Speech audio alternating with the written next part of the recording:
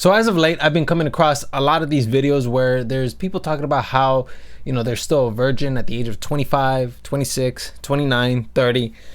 And I find them very fascinating. And recently I ended up coming across this video of a person where he was talking about his experience of losing his virginity, and his thoughts are just quite fascinating. And I kind of want to go ahead and steel man his arguments, as well as just kind of add a little more context to what he's possibly trying to aim for when trying to communicate his message. When I was 14 years old, people all around me started having sex.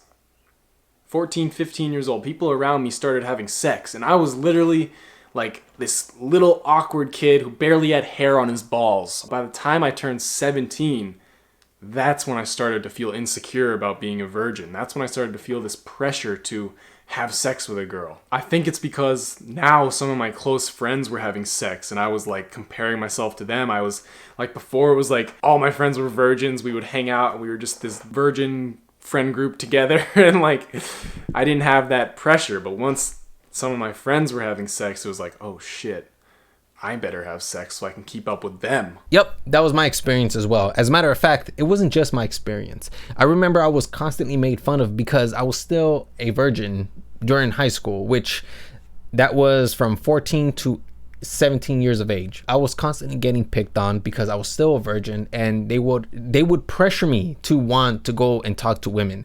And because I was being pressured, I felt like I needed to go and talk to these women, even though I didn't want to. I never liked going up to women. That was never my thing.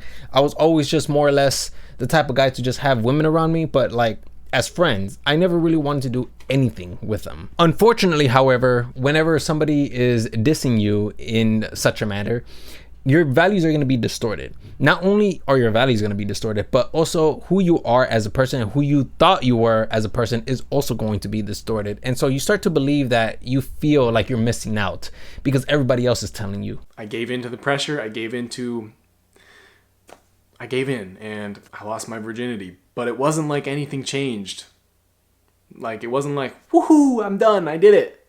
I completed this amazing fucking feat in life. It's like, no, nothing really changes.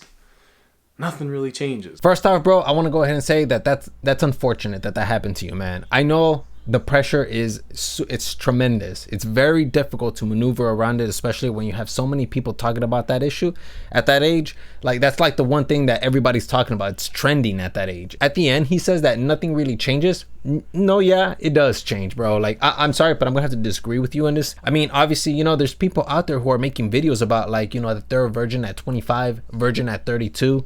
Like, these are like serious videos. Like, being a virgin at 18 is completely different from being a virgin at 28. The pressure is on, and it gets even worse as time goes on. The red pill community, believe it or not, that is also a wall that is pressuring you into a corner. Other people online as well, social media trends such as Instagram, where they show how certain celebrities or even some people are having kids, are having families, and that is also an indirect way of pressuring somebody else who doesn't have that. So imagine you don't even have a family and you're still a virgin. Like, dude, you're definitely, like, it almost feels like you're falling behind. And so these people, like, it messes with the person's psyche. Most of these men and women are isolated. More men than women, but definitely both of them are isolated. Maybe they have no friends, and they have to feel that pressure, and there's no one around them to like help them out with that. Because I'm sure that there's some people out there, even in high school, had a couple of friends, or they didn't even have to worry about the whole family aspect. But being 28, you have to worry about that. Now I felt this like relief, like, oh, I can go tell my friends that I had sex. Like, that's the wrong way to go about it. Like, that is not what you want. It is supposed to be an amazing experience. Sex is supposed to be a wonderful thing, which it is. Sex is amazing. I love sex with the right girl. That's when it's amazing. But I rushed into it because I was so insecure about being this virgin still, because all my friends were having it, and I was weighing their opinion too heavy. I let their opinion affect my actions too much. I wasn't living for my truth, for what I believed deep down, and that was I wanted to wait. But I gave in to the pressure. I gave in, and I lost my virginity. Yep, I totally feel that. I was also being pressured to lose my virginity. Now, for me, fortunately, I got away from those people. I try to stay away from those people as much as possible. I did exceptionally well being on my own because I was more of a bookworm and I was more interested in modding software, playing with computers, learning how to draw. Like, dude, at a very young age, I was already into like wanting to develop my skills. So I was already effective on my own when it would come to being isolated from people. And yeah, dude, like I lost my virginity to somebody that I really loved at the time. You know, I had a girlfriend at the time that I was with for 6 years, and I really thought that I was gonna be with this girl forever. And dude, I lost it, and I do not regret it, man. If anything, it was like one of the best experiences because we were both naive. She didn't have any experience. I didn't have any experience, so it was so cool to like lose it, you know, and it was awesome for me. But of course I can't, not everybody's gonna have a similar situation as mine. I was just very fortunate in that case because I was aware that these faculties were influencing the way I thought, the way I was thinking, and so I got away from that. But that doesn't mean that I was completely immune to it. It still affected me, but I'm gonna get into that soon. I wanna go ahead and just kind of cover his points first. On your ability to have sex, it's not based on your body count. I know the world today is all about sleeping around, hookup culture. How many bodies can you get? How many girls can you F? That's all girls care about. That's all guys care about. It's pretty fucked up, actually. It's kind of disgusting. Like, you are the pure one. For being a virgin, you are the pure one. I have so much respect for you, especially if you're religious and you're waiting till marriage. Props to you.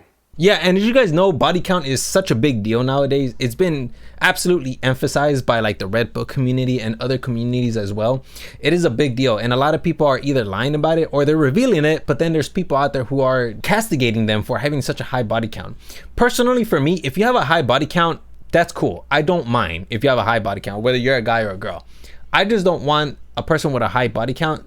I don't want to be in a relationship with that person. Not because they're disgusting to me, but because it's just that I just don't want somebody who's experienced. I want somebody who's naive, just like myself. Because, dude, like it's awesome. Like, both of us be naive and like just explore together. Like that's cool to me, man. I know that when I first lost my virginity to my first girlfriend, like it was cool because we both were naive. We were just trying to discover new positions, all sorts of things. We would go to like hotels. We would just like be bad, man, and it was awesome, dude. Like, somebody being at the same level that you're at, it's so intimate because no other person has experienced it with them. You're the one who's experiencing it. So that whole thing about body count, like, it matters to me, you know, and I'm sure it matters to other people because when you guys are both virgins, you guys are tackling the world together with the same experience. Like, imagine, that is so dope, man. Like, that's what I want. It's just that it's unfortunate that so many people have forgotten that it could be that special, you know, and it's mainly because of like the influences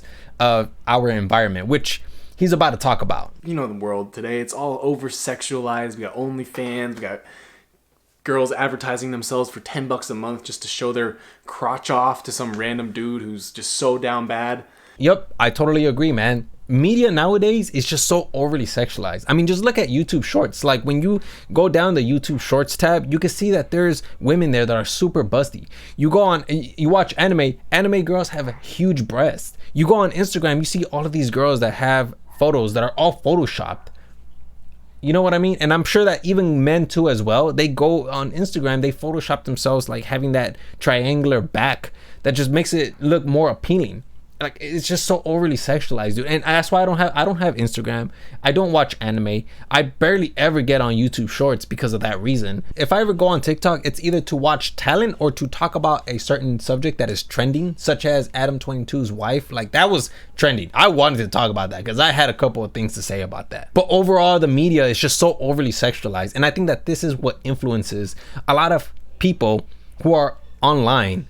They're influenced to think about these sexual thoughts, and so it makes them want to go and search it out. Improve yourself, and then the right girl will come into your life where it's like you can actually build a meaningful connection with her, and you want to have sex with her, and it's not just a stinky hole. If you're still having trouble getting a girlfriend or having sex with a girl, you're probably not good enough. Like, literally, you're probably not good enough. You probably haven't improved yourself. You probably don't have a body that's attractive.